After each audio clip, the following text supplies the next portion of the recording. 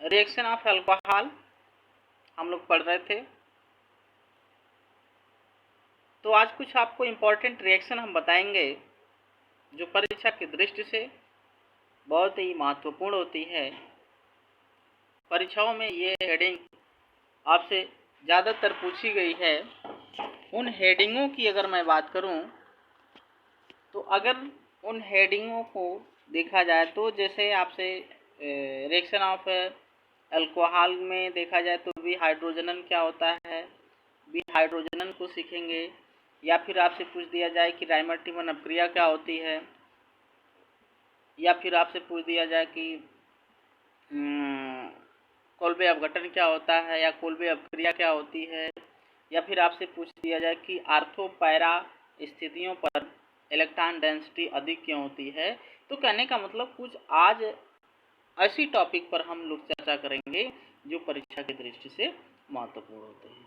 तो सबसे सर्वप्रथम जो हम लोग अध्ययन करेंगे उसमें हमारा जो है रिएक्शन ऑफ अल्कोहल की मैं बात करूं। रिएक्शन ऑफ अल्कोहल में अगर देखा जाए तो वही हमारा जो आता है आपका फिनॉल। फिनॉल की अगर हम बात करें तो फिनॉल से पहले हम देखें तो ये हमारा सपोज करिए क्या है, बेंजीन है। क्या है? बेंजीन है।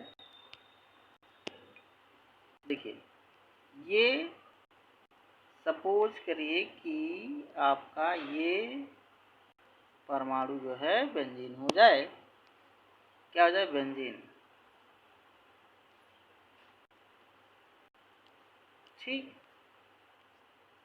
ये बेंजीन हो गया। अब अगर कोई भी अटैकिंग रीजन यानी इलेक्ट्रॉन नेगेटिव,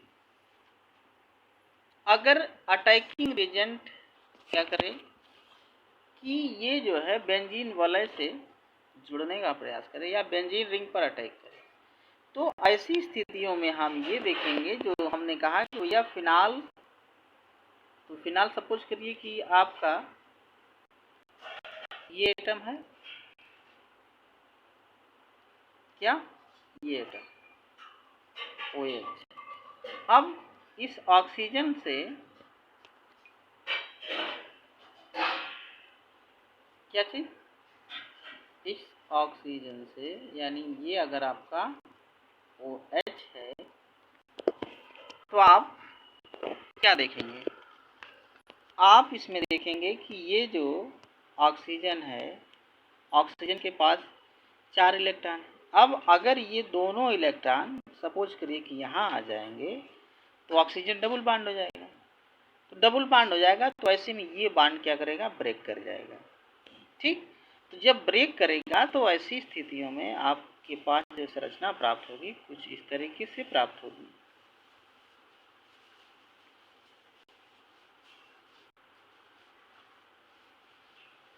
यहाँ पे हो जाएगा नेगेटिव और यहाँ हो जाएगा आपका डबल बॉन्ड, ये ऑक्सीजन हो जाएगा। ठीक, और ये H यहाँ पे पॉजिटिव। ठीक है, तो ये पॉजिटिव संरचना हो जाएगी। तो अब ये जो इलेक्ट्रॉन आया है ये क्या करेगा, घूमेगा इस संरचना में। तो जब घूमेगा तो ये चीज़ यहाँ चला जाएगा। तो ऐसी स्थिति में नया स्ट्रक्चर आपको प्राप्त होगा। तो नया स्ट्रक्चर जो प्राप्त हो रहा है कुछ ऐसी संरचना प्राप्त होगी।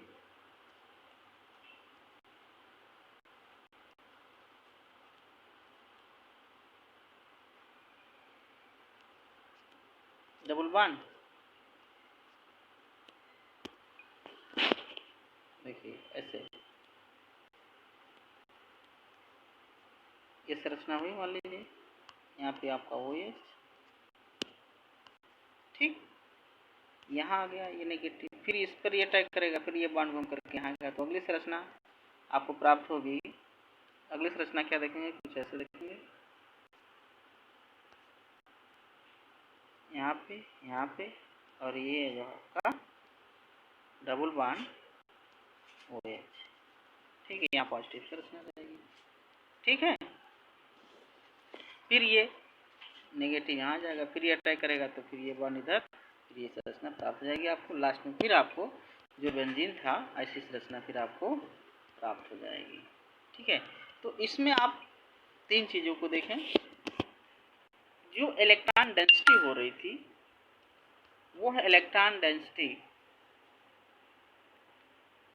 दो स्थितियों पर ज़्यादा दिखी आपको। कौन कौन सी स्थिति पर देखा जाए तो पहली स्थिति आपकी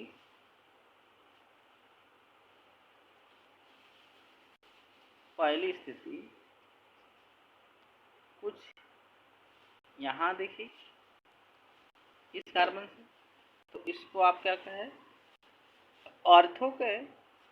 दूसरी स्थिति आपको जो दिखी कुछ ऐसी दिखी,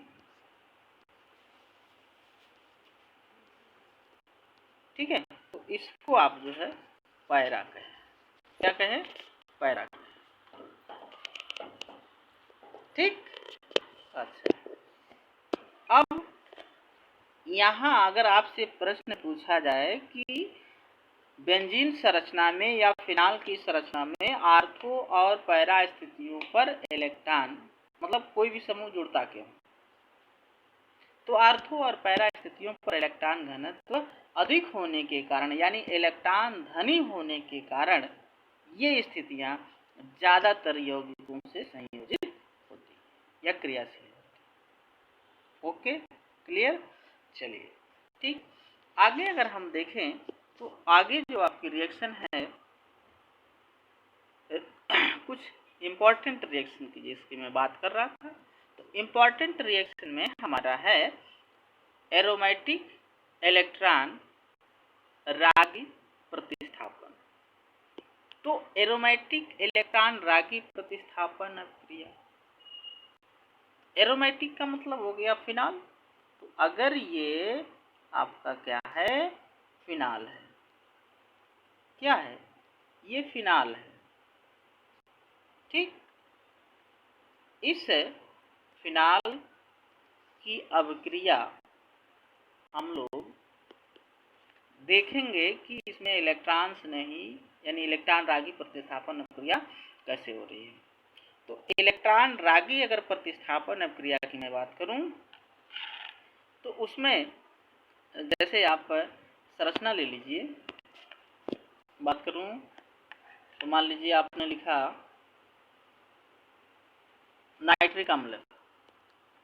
नाइट्रिक अम्ल का सूत्र क्या होता है?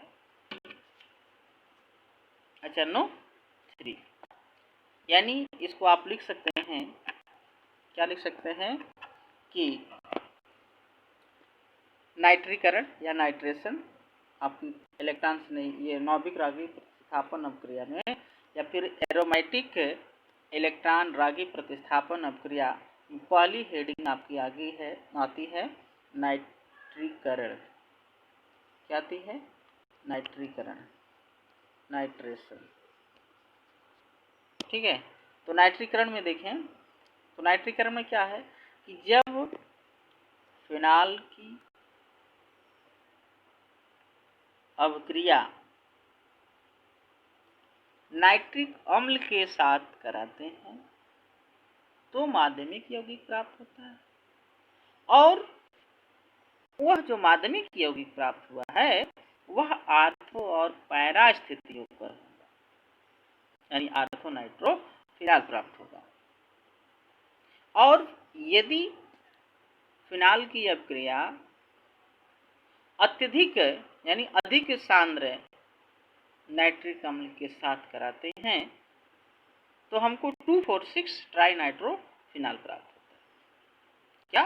2,4,6 ट्राई नाइट्रो फिनाल। रिएक्शन देखते हैं, तो आइए हम रिएक्शन आपको दिखा देते हैं। सपोज करिए कि ये आपका बेंजीन रिंग हो गया और यहाँ पे आपका OH हो गया, ठीक। इसकी अभिक्रिया हम लोगों ने कराया किसके साथ? HNO3 के साथ कराया। तो हमारा जो है यानी नाइट्रिक अम्ल के साथ कराया तो यौगिक जो बना वो आर्थो और पैरा स्थितियों पर नाइट्रो जुड़ जाएगा। यानी ये अगर आपका बेंजीन रिंग हो गया तो यहाँ आपका क्या हो गया OH हो गया, एक बार NO2 यहाँ जुड़ जाएगा और दूसरा जो जुड़ेगा कुछ ऐसा नाइट्रोजन जुड़ जाएगा OH और एक बार जो है NO2 यहाँ जुड़ जाएगा। ठीक, तो ये आपका आर्थोनाइट्रो हो गया और यहाँ पे जब NO2 जुड़ा था तो इसको आप ये पैरा नाइट्रो हो गया, ये आर्थोनाइट्रो। ठीक है, समझ में आया? चलिए, अच्छा अगर हम बात करें, हमने कहा कि यदि फिनाल की क्रिया सांद्र नाइट्रिक अम्ल के साथ कराते हैं तो टी यानी ट्राई नाइट्रो फिनाल 246 रिएजेंट प्राप्त होता है। तो कभी कभी आपसे पूछा जाता है 246 ट्राइनाइट्रोफिनॉल कैसे प्राप्त करते हैं, तो उसके लिए ये समीकरण दे सकते हैं। क्या दे सकते हैं? ये हो गया आपका, क्या हो गया भैया, फिनाल OH हो गया, इसकी अपक्रिया आप सांद्र नाइट्रिक अम्ल से करा दीजिए HNO3, किससे? HNO3 से। ठीक, तो आपको प्राप्त क्या होगा? कुछ ऐसी संरचना प्राप्त होगी, ये हो गया OH, ठीक, एक NO2 यहाँ पे, एक NO2 पैरा स्थिति पर और एक NO2 यहाँ पे NO2। ठीक है, तो ऐसे में ये जो हमारा प्राप्त हुआ है इसको हम कहेंगे 246 यानी ट्राई नाइट्रोफिनॉल। फिर से देख लीजिए सूत्र इसका,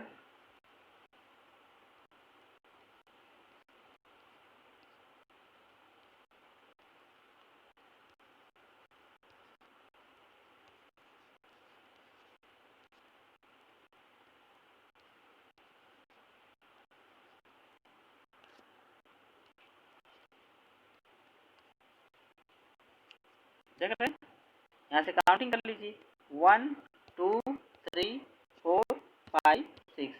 तो ये हो गया 2 पे, ये हो गया 4 पे और ये हो गया 6 पे। तो 3 नाइट्रो जुड़ा है तो ट्राई नाइट्रो हो गया और इसके बाद ये बेंजीन संरचना हो गई जिसके कारण इसको आप क्या कहोगे?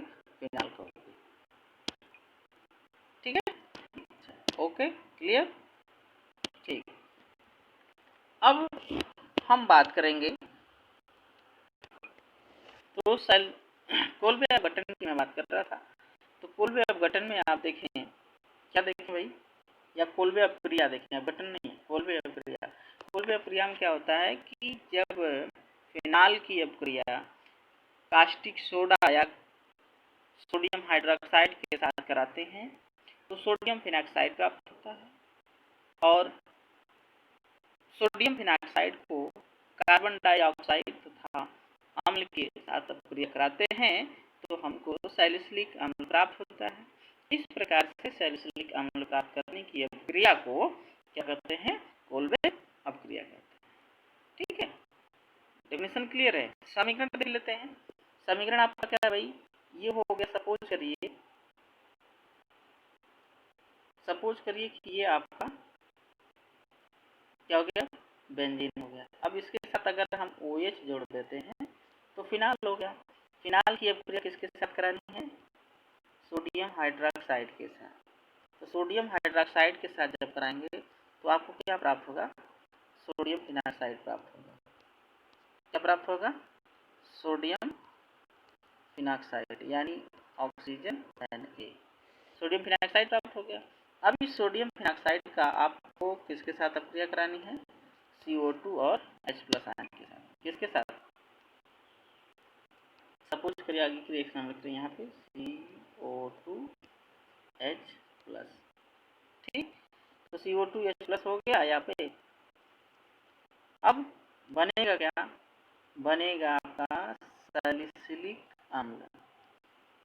क्या बनेगा? सैलिसिलिक अम्ल, यानी ये हो गया आपका फिनाल और यहाँ पे हो गया आपका COOH, ये हो गया सैलिसिलिक एसिड, सैलिसिलिक अम्ल। ठीक है, तो इस प्रकार से जब हम किसकी अभिक्रिया? फिनाल की अभिक्रिया सोडियम हाइड्रोक्साइड के साथ कराते हैं तो सैलिसिलिक अम्ल प्राप्त होता है, और इस प्रकार की अभिक्रिया को हम कोलब्रुक अभिक्रिया कहते हैं। ठीक, क्लियर? ओके, आज इतना ही, फिर आगे हम नेक्स्ट चर्चा